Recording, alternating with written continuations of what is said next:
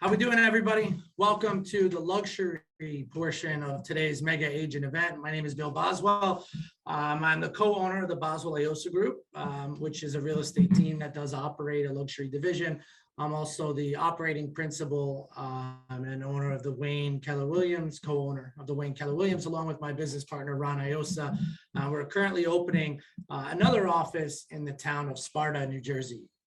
I've been blessed to have this platform here today to talk to you guys a little bit about luxury real estate. And I wanted to make sure that this piece would be applicable to everybody. So we're going to break it down into a really easy, simple, tangible, three-step way to either get started in the luxury real estate realm or to increase the luxury real estate business that you already have. I had made for a portion of my career in my mid to late 20s, a career out of breaking into luxury real estate markets that I previously had no business being in. I was not blessed to grow up in an environment that I was surrounded by millionaires, or really any millionaires at all. I associate a millionaire with the financial stability and wherewithal to be able to purchase these luxury properties. So I had to find a way to do this. And back then I did create a little process that over the years has really into a three-step, super simple way to get started in that luxury and high-end real estate business. And then following this little piece, we're going to jump into a panel where I am lucky enough today to have three very, very well-versed high-end agents out of Manhattan, Short Hills, New Jersey, and Miami, South Beach, Florida, who are going to share with us some of their tips, thoughts, and secrets on that luxury real estate market. So I'm going to break this down into three parts, right? The first part is going to be branding, right? What does our branding look like? What does it feel like? Which is an important component of the luxury market. The second part is going to be our target. Who are we targeting, right? Are we defining them based on geography? Are we defining them based on their circle, right? And then the third part is going to be easy. It's a blend of the two, right? We come from the approach of strategy and how do we connect the brand that we've created back to the target that we've defined. We could probably spend a whole day on each one of these, but I'm going to do my best to keep it as brief as possible so that after this and after today's panel, you can either look at yourself in the mirror and say, hey, I want to take a run at breaking into this luxury market, or you can say, hey, my luxury business has been great, but I want to revisit some of these concepts and do what I have to do to take my luxury business to the next level. So let's start us off. What is branding, right? Branding has a whole bunch of different attributes to it that most people tend to forget about. A lot of people look at branding as a really simple visual.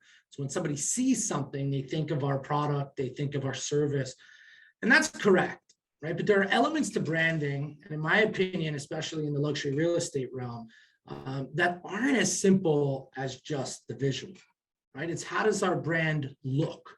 How does our brand feel, right? How does it sound in some cases? Are we really connecting our brand in step three, or are we just connecting an image? And the deeper we can take this branding conversation, the stronger the connection becomes between us and the target clients that we're going after. The first question is, for a lot of people, is what is luxury branding? Right? What does high-end branding look like? What does it feel like? What does it sound like? And the best way for me to suggest, and we're going to talk about this in our panel a little bit later too, is to surround ourselves with it.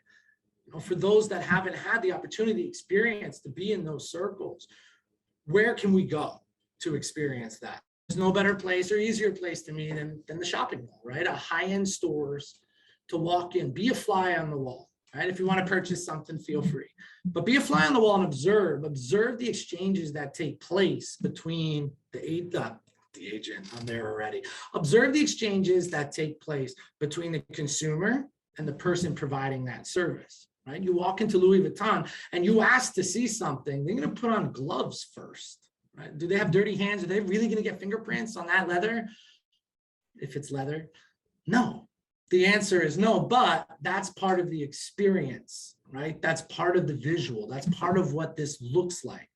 In the exchange, if I go to dinner, even at some of the higher end chain restaurants who really mastered that experience, if I walk into the Capitol Grill or Chart House, just the way the specials are read to me is going to sound a lot different than it would if, and no offense to a Chili's or a chain restaurant that's not necessarily catering toward higher income brackets.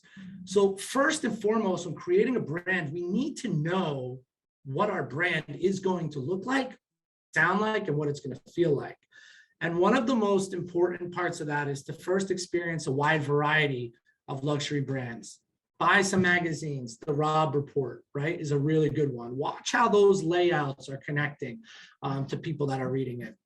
Architectural Digest, right? These types of publications are catering usually toward a little higher end, and you can begin to get a good feel of how the consumer is being interacted with by the marketer. Right? And once we interpret and take on enough of this information, and this doesn't have to be months, right? But it might be a week project. And you might take notes just so that you can really define these things. We can begin in our minds to develop and then finalize in our minds what our version, our individual version of a luxury brand looks like. What does it look like as far as the logo goes, right? What does it look like as far as your actions and how they go? I like to say, if we walked into a room with a TV that was playing, but we hit mute, what does that tell us about what's happening? If you're in your listing consultation on the high end and somebody hit mute, would you still be conveying luxury? So if I went into that Louis Vuitton store and I hit the mute button, I couldn't hear what they were saying, but I watched them put the gloves on. I watched how they laid out the felt before they put that piece of jewelry on the counter.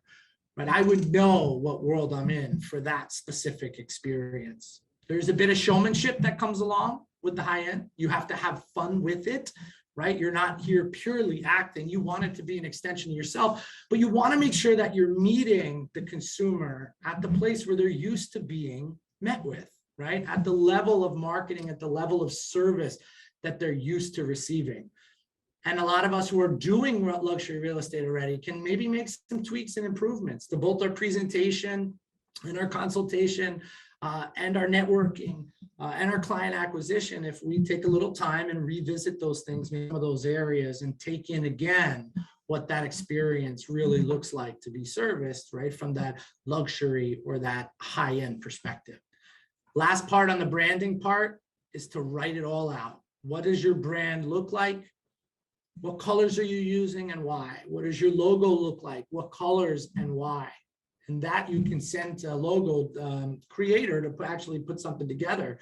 But it's good. A lot of people want the logo first, and then they create their idea of what it's supposed to stand for. Some people never create the idea of what it's supposed to stand for. My suggestion is create the dialogue first, right? What is that logo supposed to represent? Right? What does it sound like to work with you? If I'm a higher end seller, a higher end buyer, what does it feel like in my interactions working with you? Right? And as we define that and make that 1 or 2 paragraph breakdown, that becomes our brand, right? And that which we do moving forward from there is going to consistently be in alignment with that branding. The last piece I will tell you, and there are different schools of thought on this. And certainly depending on your market, this may be necessary and it may not. But for a lot of agents who work in a market that has what I call the residential division or the residential side of things, which is more of your normal average price ranges, and the luxury, that it is important, in my opinion and in my experience, to separate the two, right? To have the brand geared toward luxury and to also have the brand geared toward residential, your consumer. We look at billion-dollar industries across the board, and they all do this. And you might be blessed to work in a market that doesn't really, maybe your low end is 1.5 million, right? And then you don't necessarily need to make this break. But if it's not, and we look at, industries like car companies, you have car brands that make their different levels and they're totally branded to a different consumer. They're looking to meet that consumer where they are used to being marked to. Toyota, Lexus, Nissan, Infiniti, the list goes on. Step number 2, we got to pick our targets. So we have our brand defined. That could be a really quick exercise. Then we move to who our targets are going to be, right? And I really like to look at this from two different directions. One is geographic, and number two is really relational or circles. Geographic in the high end is a much more expensive way to go about expanding or starting your luxury business. Understanding that the high-end consumer is consistently marketed to, will pay a lot of money to get in front of them. You need to be comfortable with the fact that you're likely going to need to allocate some resources here to really, keep pace and win that ultimate battle for mind share. But if you're looking to really take a geographical approach to this, maybe there's a town, maybe there's a section of the town, maybe if you're in a city, there's a specific building and you say, that's my target.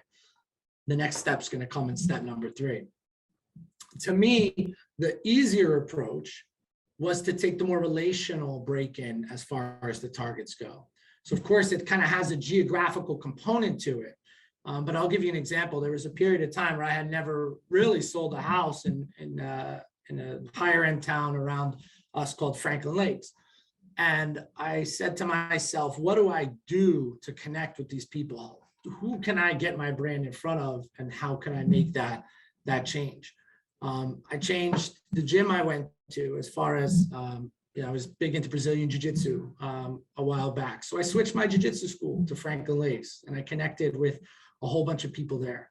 I used to spend my afternoons at the Starbucks in the middle of urban farms, right? And have all my real estate stuff out, strike up conversations left and right in that environment.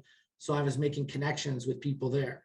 This isn't something I did, but I've heard of people change their house of worship to be in alignment and surrounded with a community that they were really looking to connect with, on a business perspective as well.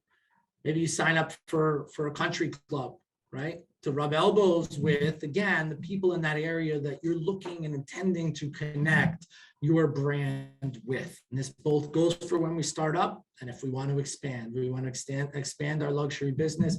It's important to take the time and think of who our targets were and who our new targets are. And then we put a plan together. So step 1 is complete. We have our brand defined. Step number 2 is complete. We have our targets defined. I challenge you out of the gate not to let that target get too big, because it's really hard to win that mindshare battle when we're spreading ourselves too thin from, out of the gate, but also not to make it too small.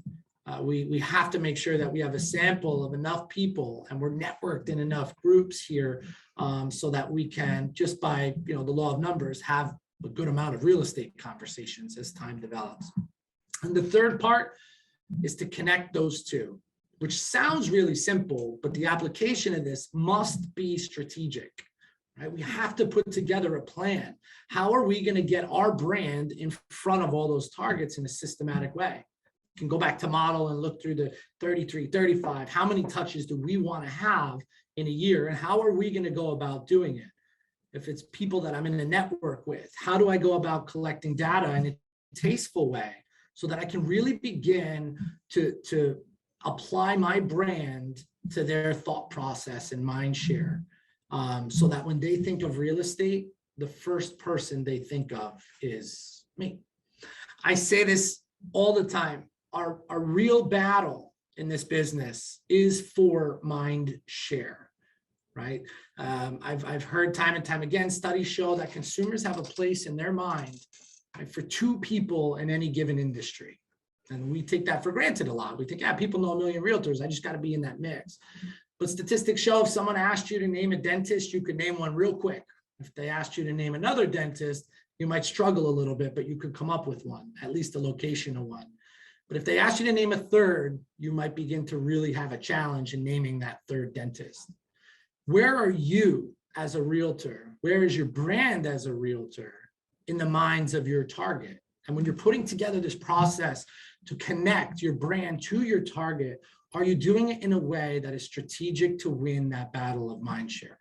Are we meeting them in a different place than everyone else is from a marketing perspective?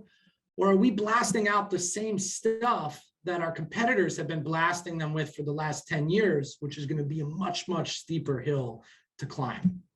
right? Are we going to take the approach of sending flyers? Are we going to take the approach of local papers? Are we going to take the approach of networking, of joining a Toastmasters group in that area so we can immediately get in front of 30, 40 people in that community and talk about what? Real estate. How are we going to be strategic about that? Are we going to touch them all around the holidays to connect with them? Are we always tying it back to real estate? That's where the fun happens, and that's where most people stop, right? They don't really put that plan together of making sure that that brand, that what they stand for, what they look like, sound like, and feel like in the high end becomes that number one spot in someone's mind when they think of real estate. So I'm not going to get into details because that could be a whole nother day, but I do want to say that the panel that's going to follow is going to come along with it some really nice strategic ways to work into that plan, right?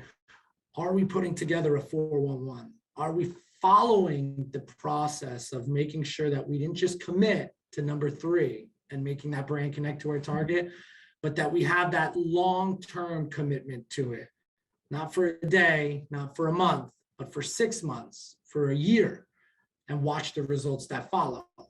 Or are we pivoting every 2 months because something's not working, right? And are we constantly redefining who our target is? Are we not picking a target at all because we feel like we may not be received properly, right? Or are we spending the majority of our energy on social media platforms to just talk long enough that hopefully it begins to stick, right? Understanding that we're in a world where there is so much noise on social media right now that you would have to stand out in such an insanely individual way to win that mind share. Be strategic and listen closely as we transition over to this panel. And we're going to have some really good advice once again on some things that we can implement in that plan. So wrapping it up, 3 simple steps: define your brand, detail, feel it, make sure that it's in a view, not someone you are not, right? We want to connect with people on who we are, but just a higher end version.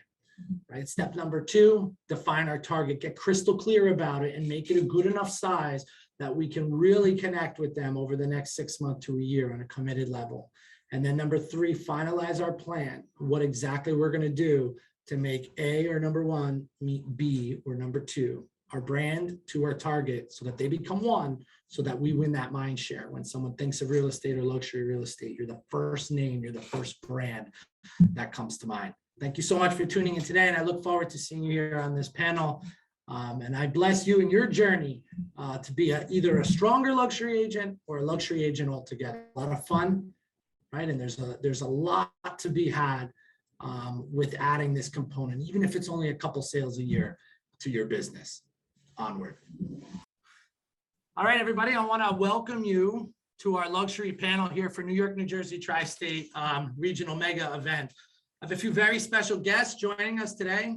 I have Catherine Rain out of our Miami South Beach office. I have Scott Schumann out of our Short Hills, New Jersey office. And I have Erin Wheelock out of our Manhattan office. I'd like to go around very briefly and just ask for a small introduction. Tell us a quick bit about you and your business, and we can jump right into our luxury panel for today. Catherine. Hi, everyone. Thank you so much for having me. Really excited to be here. My name is Catherine Rain. I'm from Miami, Florida. I've been in the business for about 9.5 years. I'm a solo agent, and I used to be a stand-up comedian. Oh, man, I didn't know that. I wish I knew that coming into this. We all better be on our toes, guys. Scott, we've had some amazing exchanges in the past. Every time I hear you speak, I learn something. Tell us just a quick intro. Who are you? What do you do? Sure. Hey, everybody. Excited to be here. Scott Schumann. I run COO of the Sue Adler team out of the Short Hills Summit Chatham office. We're a big real estate team. We'll do about $350 million worth of real estate this year. I've been in the business for 12 years. And excited to share about the luxury market with everybody. Beautiful, beautiful. And last but not least, our Manhattan arm, Erin Wheelock. Welcome. Hello. Thank you so much for having me. Wow. Well, I'm not that big. I do have the Wheelock team, though. We're going to be doing, we're on trajectory to do 50 million this year. But I'm here from Wisconsin. I've been with KW for 6 years, and I'm so excited to be part of this. Awesome. Beautiful. And I know Keller Williams has been doing really big things lately in Manhattan. So I want to thank you for being part of that story in what I feel is the greatest city in this country, second to Miami. So I got everybody here together. All right, so let's jump right in, right? The audience today is going to be a really nice mix of those looking to break into the luxury market and those who are already doing some business in the luxury market, looking to take their business to the next level. So I want to make sure that this information, this panel can really and will really connect across the board with everybody. And I want to start by opening with a question, right? The difference between luxury and what I deem, and it'll be a theme throughout this conversation, as residential real estate, right? So residential to me is the norm. Luxury in any given market, I define as the top 10%, right? Dealing with that seller pool, dealing with that buyer pool. So if I can ask, and I'll open up here with Scott, and then I'm going to let the conversation evolve. This is going to be just as much a roundtable as it is a panel. I'm going to ask, what do you do differently when working with luxury clients specifically to connect? Yeah, so it's funny. When you said that, I saw the question. I thought, well, we kind of do the same thing, and yet it started. The nucleus of it was with the luxury client, in my opinion. So we sort of started with the luxury client. We said, okay, let's just apply this to everybody. So for us, what we realized with our luxury clientele was it was all about communication and over communication. How they are traditionally speaking folks who are very savvy, very well educated. They're busy, and they want the streamline of communication to be as easy and open as possible. Kind of simply or put, I want to be feeding them information. I don't want them chasing me and us for information, right? I think that's super, super important.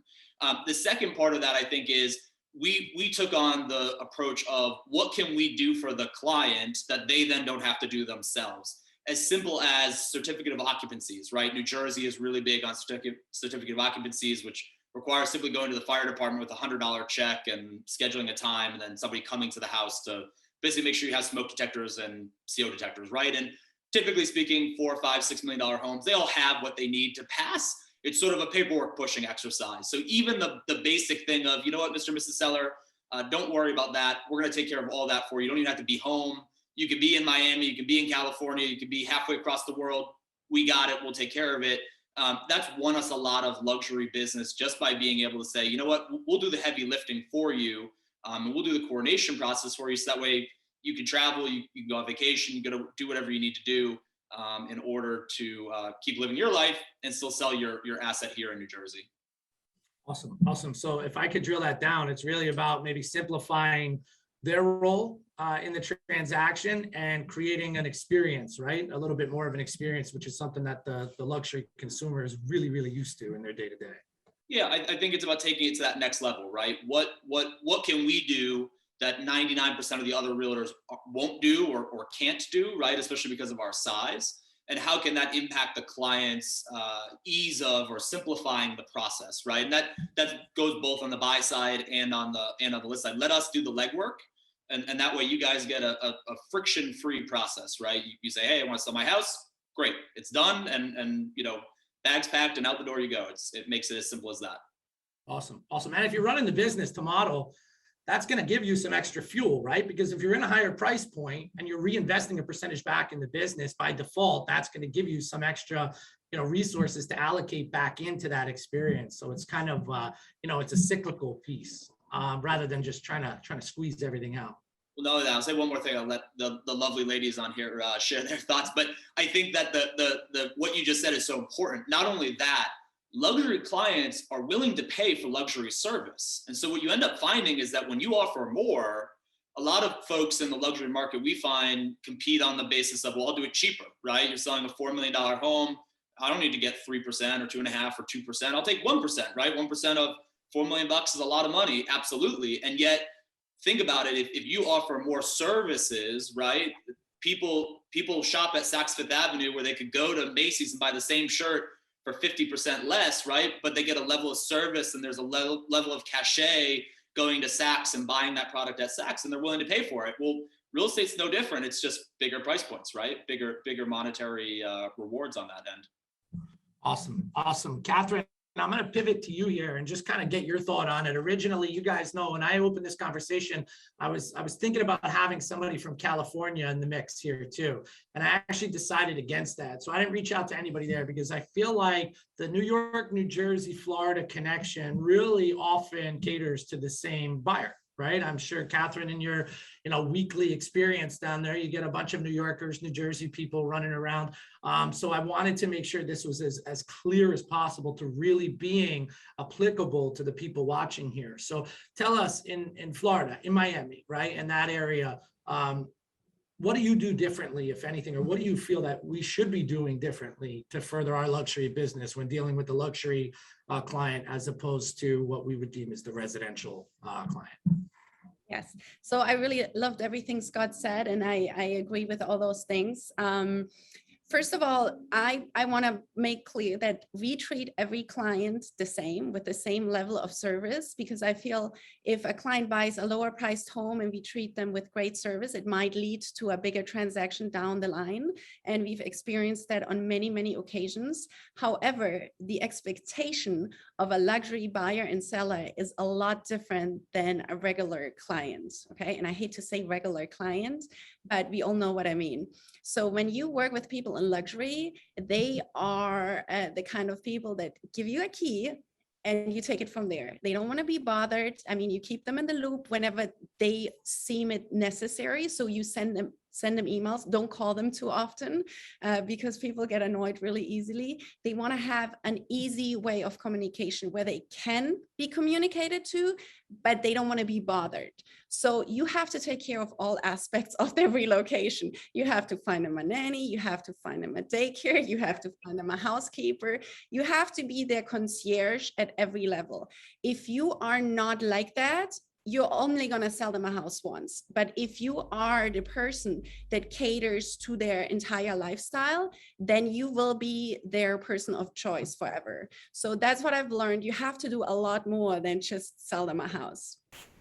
Right. I mean, by becoming person of choice, that's going to increase the referrals, right? So that business comes back. Mm-hmm. When you try to market to the luxury client direct, you're competing with a lot of people and you have to pay a lot of money, right? It's much easier to give that experience and then depend on that word of mouth to bring that business back. At least it's much cheaper. I don't know. Exactly. And I agree with what Scott said, and that is so important. I don't work on discount ever. And people that work with me, they all say I paid for myself or that I was really worth the money because I offered so many extra things with my service. And people in luxury, they are not afraid to pay. They are willing to pay the price. And if they're not, they can go work with someone else.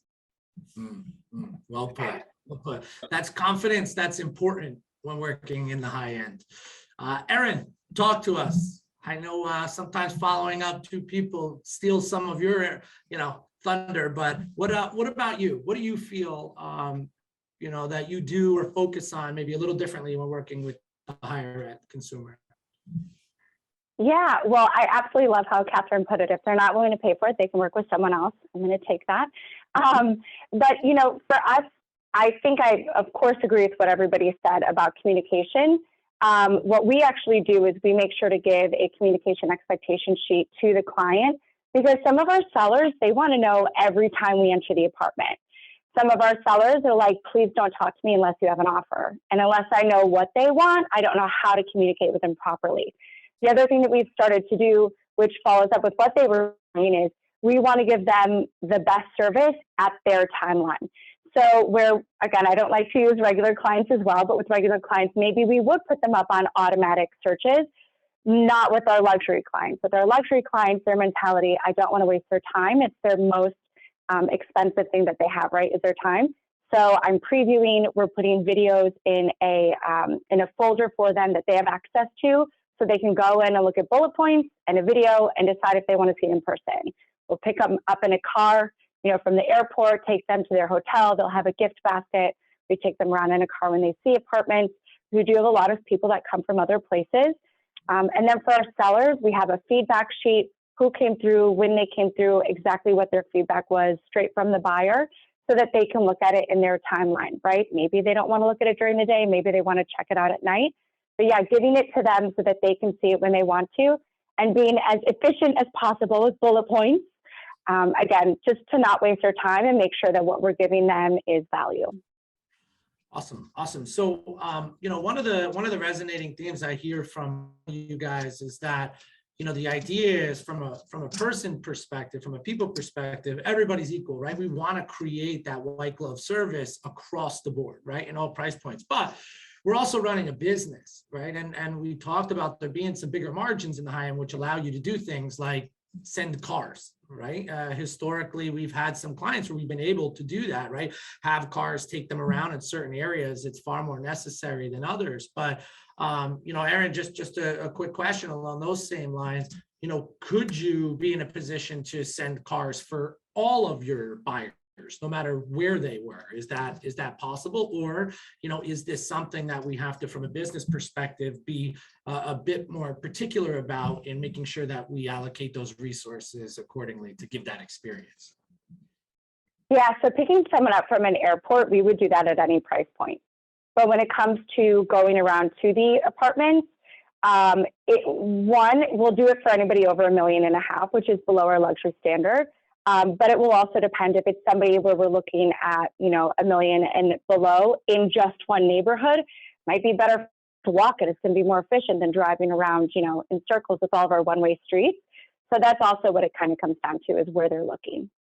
Awesome. And that's the answer that I thought I would get. So it's always a mix, right, of service, but we also have to be mindful, of running, again, the business to model, which we keep going back to. We have those defined price points there where we say, okay, at this level, the business allows me to do certain things, right? So it's not because of the person, it's because of the business at that point. And I think that allows you to really start to scale, your higher end business. So thank you for that. I'm going to be bouncing around here a little because I want to keep this organic, right? As organic as possible.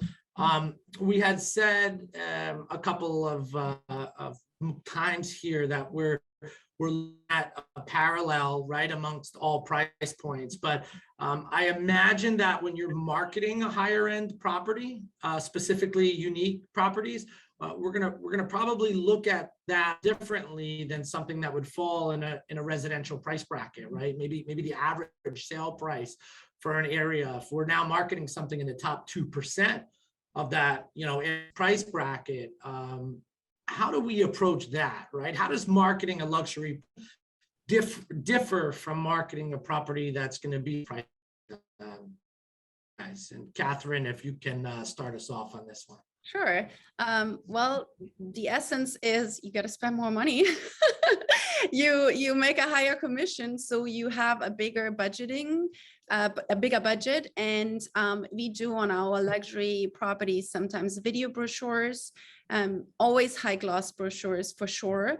We send them out to the neighbors. We send up to 50 video brochures to targeted buyers and sellers in the area if we work with a luxury listing. And it's just a little bit more attention to detail than a regular sale, because everything needs to be perfect. Everything needs to be proofread several times. We also advertise in more magazines than a regular listing. And it comes down to spending more money, and the channels might be also a little bit different. We don't do as much Facebook and Instagram marketing on luxury listings just because we feel the people that are in luxury and are very wealthy, they don't have that much time to spend on social media. And I think this is also one of the things that Aaron touched earlier, like people with a high net worth, their biggest asset is time. So you gotta think, okay, where do those people spend time and how can you capture them? How can you get them? And we found that magazine marketing with those high net worth individuals works really well. Love it. Love it. You said a video brochure targeted to 50 people. Can you just maybe get a little deeper on that? What is a video brochure? I love that. Like in your It's like a booklet that you open, and when they open it, it shows a video of the property. It's quite expensive. It's like $30 per video brochure. So if you send that out to 50 targeted neighbors, it's going to cost us $1,500 plus shipping. But we've gotten a lot of listings from it. So this is for milking your listing into more business. We haven't sold a property through it, but this has helped us gain more listings because the sellers are really impressed by that. They're like, oh my God, look at this beautiful video brochure. Right. That's amazing. It's Mhm. at the end of the day, we don't always know where the buyer came from. So there very well may have been an influence, right, from inception of sending one of those out, but it also becomes a reflection of your brand to those people. That's why you say it's helping you with listings, right? A lot of these people Absolutely. are like, wow, this person's standing out. I want my house to stand out. And then as far as the videos, what we focus on the videos is less about the house, but more about the lifestyle, because people in luxury and people that have wealth, they don't buy a house just for the house. They want to have a certain lifestyle. So we try to cater the video to the lifestyle somebody would wish that wants to move to Miami or Miami Beach. I'm going to take that one step further. Mhm. I see a lot of people looking to look luxury, right? And a lot of the video promotion and that they're doing features them, right? As opposed to the property and the lifestyle. What is your philosophy on that, being somebody who's playing in that circle every day? It's all about the lifestyle. And then you can put yourself like in the end a little bit, but focus on the lifestyle you can offer people. And again, people with a high net worth, they don't have time. So they don't want to listen to you talking for a minute about the house. They want to cut right to the chase. So get the lifestyle in the beginning, then put a little bit about the house, and you can put yourself in the end for a little bit, but really they're not interested in what you have to say unless they like the lifestyle, the house, and the value you provide. Awesome. Thank you. Erin, talk to me. Same topic. How does marketing a luxury property in Manhattan look different, right, than our residential or our average price points? Yeah, I mean, honestly, I think that Catherine hit it on the head with you market and you spend a lot more on it because this needs to turn into other business. I mean, really, at the end of the day, we're going to do everything we can to get it in front of as many eyes as humanly possible. So we're going to make sure we use our more expensive photographer. We're going to make sure we use our more expensive videographer. And I love what you said about making sure it's a lifestyle. So people are buying that story in this price point, but really we want to get it out there in front of as many eyes as possible. And it is funny because we actually also do print in magazines for the higher net worth. We do a whole lot more promoting of the videos on YouTube, again, to get it in front of more eyes. But really, at the end of the day, we'll be doing promotion no matter what, but we're going to make sure it's even better because we want to be able to attract that continued clientele, whether it's going to be people to buy this, people to buy something else, or people to sell with us. Beautiful, beautiful answer. Scott, I'm going to let you wrap this topic up. You're in a little different market, right? Both of these other markets have a buyer pool that is as deep as you can imagine, right? And the higher end. This is what I say. New York and Miami is sexy. I'm not sexy. I'm from New Jersey, baby. Like no one. So it's funny. You guys talk about magazines, and we've done the magazine route, and I always say like no one's sitting on an airplane flying to wherever and looking. They're like, God, I got to be in Short Hills, New Jersey. This middle of New Jersey spot, it's gonna be right. So our world's a little different.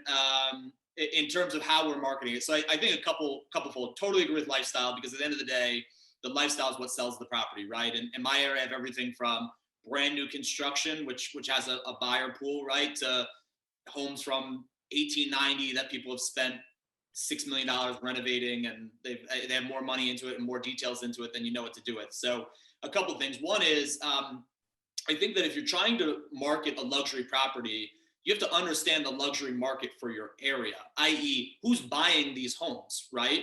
Because just as we talked about, like the people who are going to Catherine in Miami may or may not be my buyer, right? And so understanding in this community who owns these properties, that's going to give you a good starting point as to finding out, well, where should I go, right? Reverse engineering this marketing process, I think is really important. So that's number one. Number two is you have a buyer who bought this home at some point in time, right? And so we like to spend a lot of time up front understanding, why did you buy this house, right? What caught your eye being a luxury buyer who bought this home, whether or not it was a year ago or 20 years ago, it was still a luxury home, right? what made you want to move and buy this house, right? And that's going to give you some tips and hints along the way. And then I think it's networking, right? So for us, it's understanding who in our community has high-end buyers who would be interested in a home like this, and it's really cross-shopping. So in New Jersey, we have all these towns that are all sort of intermingled, right? And most of the people watching this will understand what I'm talking about.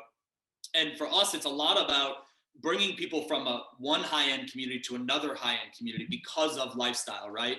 So I have a great example. We had a house in Westfield that we got, and we were about $500,000 above all the other traditional Westfield agents. And they brought us in because they said, well, you serve all these luxury markets. You also work in Westfield, maybe not as much as these other agents. We gave them a much higher price than everybody else did. And our whole concept was anybody looking for a home in Westfield who wants to spend $3.6 million, which in Westfield is like the top probably 0.5% ever, will find this house, right? And yet the buyer will most likely come from another town that says, hey, for $3.6 million, I can't get this in Short Hills, but wow, this is a really cool property. And I'm sending my kids to private school. Maybe I don't even live here full year round, so it kind of doesn't matter, right? But I get 3 acres and I get the pool and I get the cabana and I get the really cool like designed house, and right. And sure enough, that's what happened. We got 4 offers on a house in 2 weeks that every other broker in town thought was going to sit on the market forever. And honestly, yeah, do we make a really cool video? Yes. Do we have hundreds of pictures out there for everybody to see and the Matterport and all that stuff? Absolutely. And yet what it came down to was making those phone calls and getting it in front of people. Because what we find is a lot of brokers that specialize in the high-end market in their particular community, they got blinders on, right? They're like, I do Summit and I that's all I do, right? And it's like, hey, Summit agent who has $4 million clients, look at this Westfield house. And they say, oh, John and Sally would really love that. And all of a sudden, you make some magic happen there. So that kind of cross-pollination, if you will, of our different communities and the different buyer pools that are out there, I think is really important to getting top dollar when marketing luxury properties. I love that. I wrote that down. Mhm. That was good. Thank you.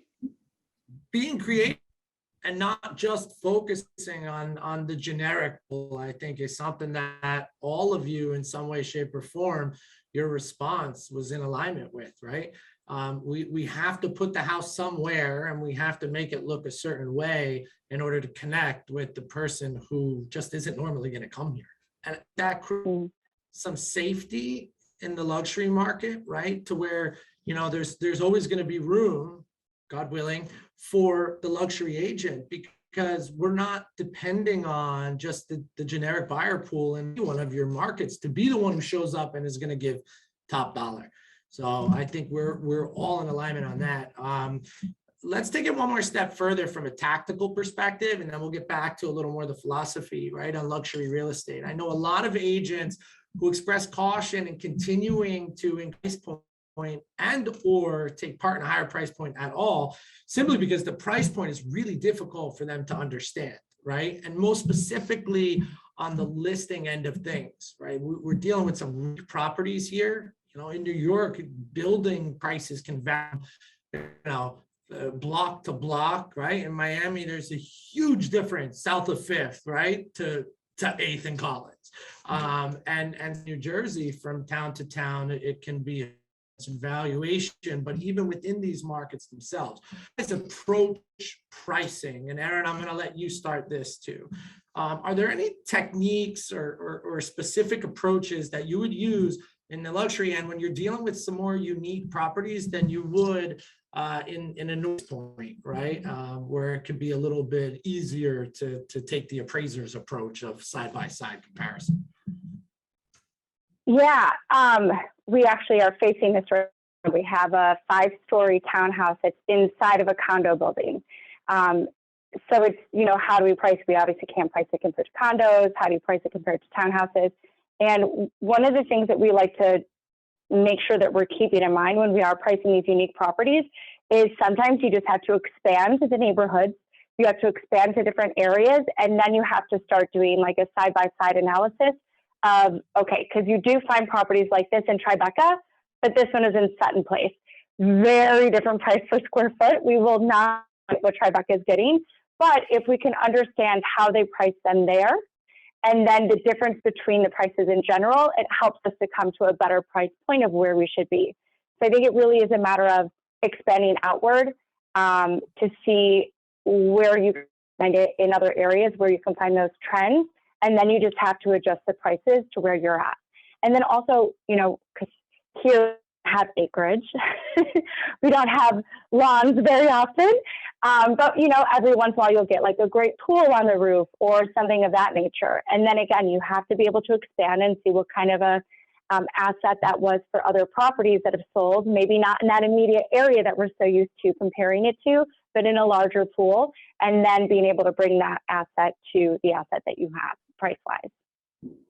Awesome, awesome. So be creative in what you consult, right? It's not always you know, apples to apples. We might have to pull some orange peels from here and some pits from somewhere else, right? Exactly. Probably could have picked a better second word to add to that besides pits, but Scott, fire away. But what are your thoughts on that pricing? Yes, I think pricing can be really tricky, especially when you start talking about, forget about the top 10%, the top 1%, right? And some of these homes are setting records and you're saying, well, nothing's ever sold for this, but we see the value here. So one of the things that we really like to do is a committee pricing, right? So we're very fortunate enough to have a very large team. We have 38 members and a lot of them are very active in the market, right? So that makes it easy. And yet sometimes we go outside of our team because we know agents that just know different communities and we want to get a general sense of, hey, this is our listing, right? We already have it signed because the client is committed to us in terms of our marketing end and what we're going to bring to the table. The pricing factor sort of becomes something that we're going to firm up down the road. That's really worked well for us, you know, getting people bought into the team, bought into the fact that we're going to get them highest price in the shortest amount of time possible. We're going to make it really easy for them. And the pricing is kind of like a secondary conversation that seems crazy. And yet, you know, in a lot of these things, the sellers understand it, right? They're no dummies. They say, yeah, we get it. Like we put way too much money into this house. We bought at the top and we put even more in and we have this thing that's incredible. We're not really sure what it's worth either. And so we find that when you kind of take that collaborative, like, hey, you know, we're going to price it and we're going to have one school of thought, but let's get, you know, 10 other people in here. Let's get their thoughts as well. And all of a sudden, you know, that a lot of that pricing is going to kind of help you shake out, all right, where in the market does everyone see it fits? Because kind of going backwards slightly, you know, when brokers buy into the pricing you have on a home, they're going to push it, right? You don't want your house to show up and then everyone else is like, that house is so overpriced. And the client calls and is like, hey, what do you think about that? That house is crazy overpriced. But call me back in 6 months when they reduce it, right? And all of a sudden, you don't know about it, but maybe you're missing out on showings just because you came out and the brokerage community never bought into it, right? They're like, this price is crazy. This house never going to sell for this amount of money. So you kind of get that general sense. It gives you a good spot to start a really good conversation from. You kind of have proof of concept from that point too. It's like a group think project, right? Beautiful, beautiful. So, you know, rely on others, right? Which may not be a luxury, no pun intended, just based on the time that you have in some of those lower price points. And this is also feeding into that experience, right? That hands-on that sellers, consumers used to seeing and feeling there. And Catherine, you know, we touched upon, you know, your market being the same way, right? I think the pricing can change from building to building, block to block, and certainly unit to unit. So how do you approach pricing? And is there any specific techniques that you're using to maybe take the pressure off you a little bit or to allow you to feel a little more comfortable at the price that you're putting out there? So pricing is actually one of my favorite subjects. I am known for a lot of record sales in Miami in certain neighborhoods and certain buildings. I take listings that other brokers would say would sell for 300 or 400,000 less, and I got full price. Just this year, it was probably 6 or 7 listings that I broke record sales because I was just confident in the price. So the way I price properties that are unique or that are unicorns is I do look at comps, but that's not my primary resource of doing my research. I actually look at availability, the lifestyle it affords, and gut feeling. I mean, I've been doing this for a while, so I do know the neighborhood that I work in, and I just am confident in the price. So one thing somebody told me a while ago, I'm in so many masterminds with other agents, and we talked about this in the past on one of my masterminds. And Jeff Quinton actually said to me, listen, Catherine, if every house would sell for as much as the previous house sold for, prices would never go up. And that's the truth. So I might have to do a little bit more work. I might have to show the house more often, but I know my houses and my sales are always record. So my sellers know that. And like, for example, I just did a sale in a gentrifying neighborhood. All agents told my sellers 1.4. I sold the house for 1.75. I had to do more showings. It took a lot longer because it was a gentrifying neighborhood. And you also find out when you sell in those neighborhoods, there's a lot of phrases out there, unfortunately. And we found the right buyer. He was confident in the neighborhood. He loved the house. He bought it. And a week later, somebody actually offered him more money for the house. And there is no comps on any houses with a boat slip. It has a boat slip. The last sales were 1.5 4 months ago. I priced it at 2 million. I already have several offers close to asking. So it really, I think it's a combination of availability, lifestyle, and gut feeling. Does that make sense? Yeah, no, totally. And I think what you're saying is scary to some newer agents in that there's an element of experience here, right? I think all of you got this experience, which allows you to trust your gut. So let me ask one more question. I'm going to go rapid fire right through here, and I think I know the answer, but if be honest, Catherine, do other agents in your office or your market area ever ask your opinion on pricing their properties? Yes, a lot. People ask me a lot, and I ask back. Most of the time, people tell me a much lower price or think that I'm crazy. You're still testing it, right? Yeah, that's important. But most of the time, my sales sell at what I initially thought it would sell for. So a lot of people always ask me for opinion, and I love that. It gives me like a lot of, it's very rewarding when other people ask you for your opinion, because that makes me feel like I know what I'm doing. Scott, how about you, bud? Yeah, all the time. I think that's the way this whole brokerage community works, right? And not only on luxury stuff, on all stuff. Everyone, that's the way a lot of this works. Is it's more of an art, less of a science, right? Amen. Amen. Aaron? Well, I think we might be muted, Aaron. I'm missing your audio here for 1 minute. If you can just revisit that. I was muted. That's yes. Okay. So yeah, do you ever get asked, right, for someone's opinion on price? Yeah, absolutely. That, or just, what you think is happening in the neighborhood, who are the buyers for it. Yeah. Yep. So guys, quick answer here is very simply, in this business, you're not alone, right? Someone who's looking to break into that luxury market or just continually increase your price point. If you step into a house or a condo or a townhome that has some real quirky stuff on it, understand that you're in a world where you can always pick up the phone, right? You can take Scott's approach and even delay that pricing conversation, right? Work to solidify the listing first and say you're going to bring in a group, right? And ask and lean on some of the other, maybe more experienced people to come in and then formulate a price opinion based on that. It is a much safer approach to go that route than to play it ultimately safe and never be involved in that at all, because you're not sure if you're going to be able to wrap your head around it. So I Can I say one thing on that? Like, Yes. my first listing was a luxury listing, but I brought someone. I was like, I have an option to get a sale. It was like 3.5. And I was like, I can either take someone and get this, or I cannot bring somebody else on, and I might not get the chance of getting it. So don't be afraid to do that in the beginning, right? I know it's human to have ego that we can do this and figure it out as we go along, but sometimes when you get an opportunity of luxury and you don't know what you're doing, don't be afraid to ask help, you guys. Part of something is better than nothing. Beautifully put. And I just feel like the perception in the high end is that there's walls there around the brokers, when in experience, right, as we flow into that price point, you almost feel like there's a little more collaboration, right? And those that specialize in the high end are open to giving back and sharing, because they're playing in a much smaller pool together. So That's certainly a big element in the KW culture, right? That we're open and sharing back. But certainly just as brokers in general that play around in that high end, it's beautiful to know that people can lean on other people just like you guys and ask those questions. Moving to a little bit more of application, right? So we have some of these tactics in place. We're set on the listing, we're beginning set on the pricing approach, right?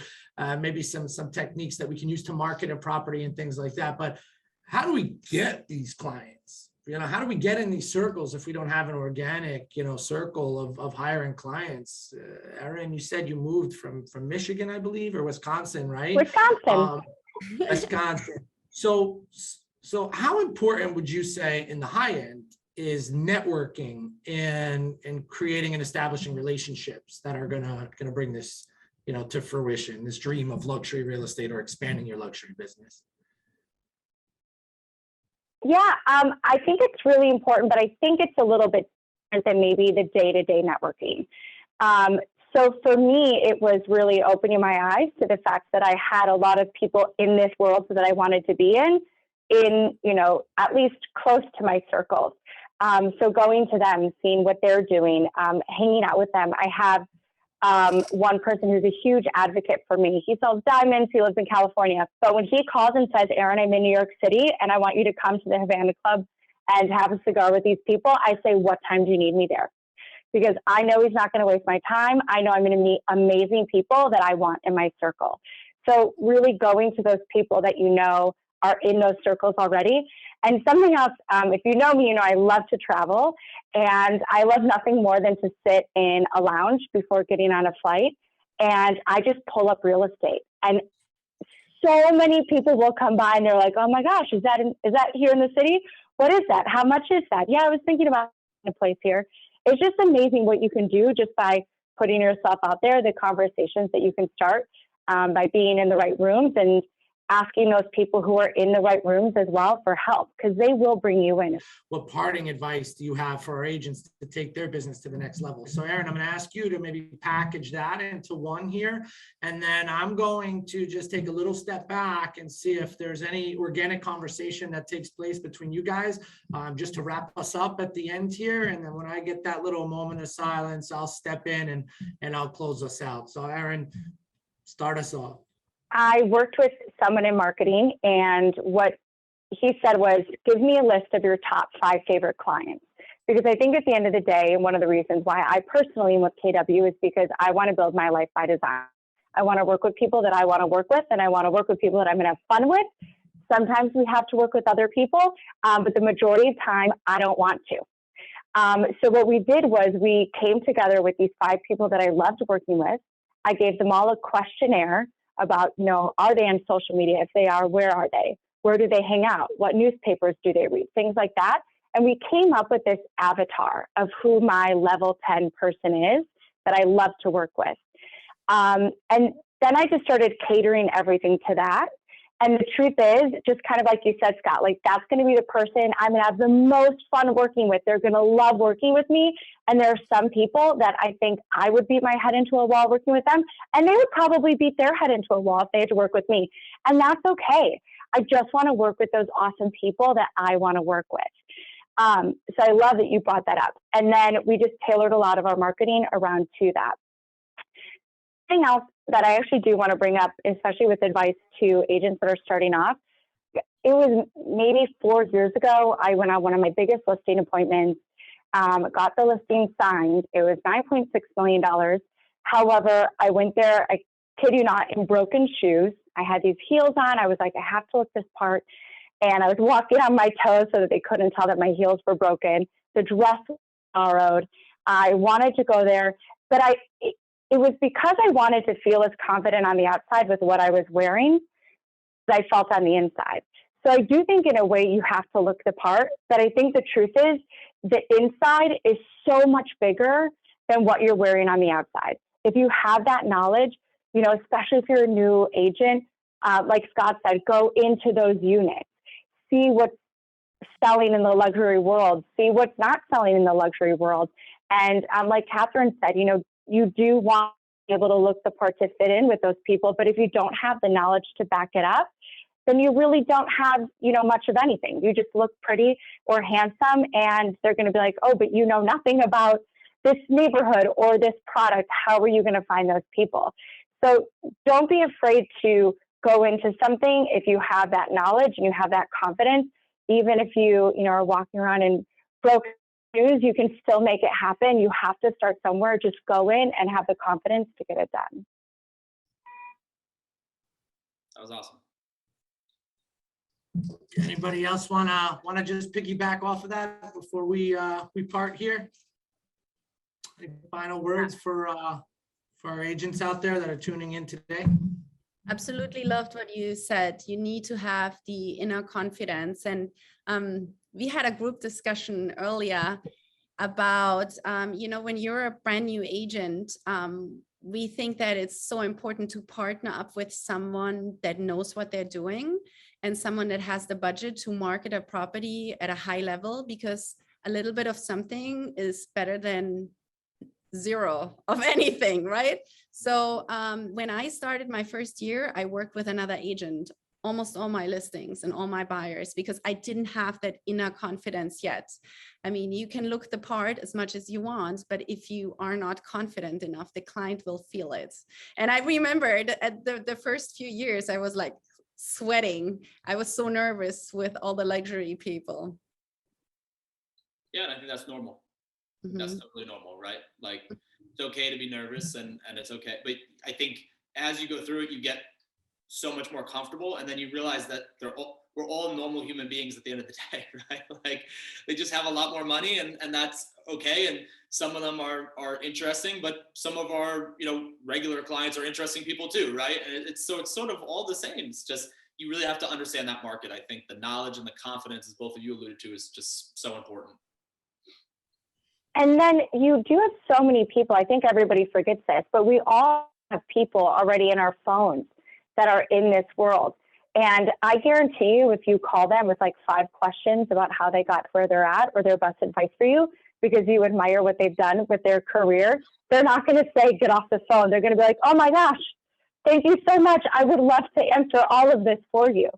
Don't be afraid to ask for help from people.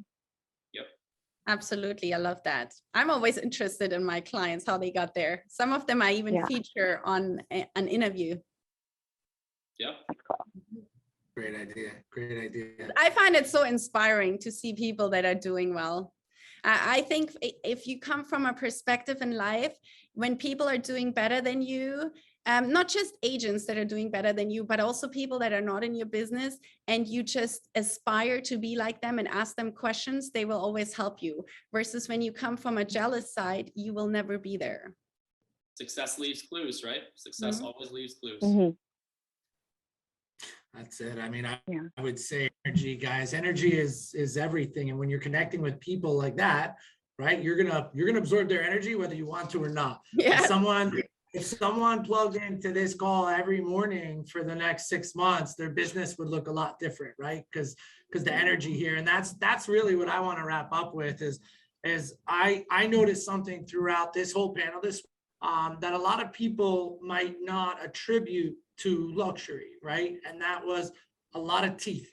And that means that everybody was smiling, right? Smiling a lot. There was humor, right? Some people were laughing. Catherine said that you're fun to work with, right? Lighting up and being off, and Scott kind of alluded to, at a certain point, you wake up one day. I think all of us had this day in our career where we woke up and we're like, I don't have to pretend to be a realtor anymore. I can be myself, who is the realtor. And that then creates just this vacuum of space that attracts the people, right, that are just like, I think a lot of again, misconceptions of the luxury market, that you have to be stiff and super smart about everything and the show, which there's a little showmanship involved there. But man, if you can make that resonate, be yourself and teeth, you'll all have way nicer teeth than I do, right? But I show them as often as I can and be genuine in that smile and connecting with people. That could be a laser focused marketing plan to connect with the people here, right? Where we really need to connect with them as anywhere else. And man, have fun doing it. So I had a ton of fun this morning with all of you. I hope, and I know I will stay connected with each of you. Thank you so much for giving me your time today, for giving everybody here your time today. We continue to wish you blessings in your business, and we know there's a lot more to go here for everyone. So have a great day, everybody, and thank you again so much for connecting here. Thanks, Bill. Thank you. Having us. Got it. My pleasure. Thank you guys. so much.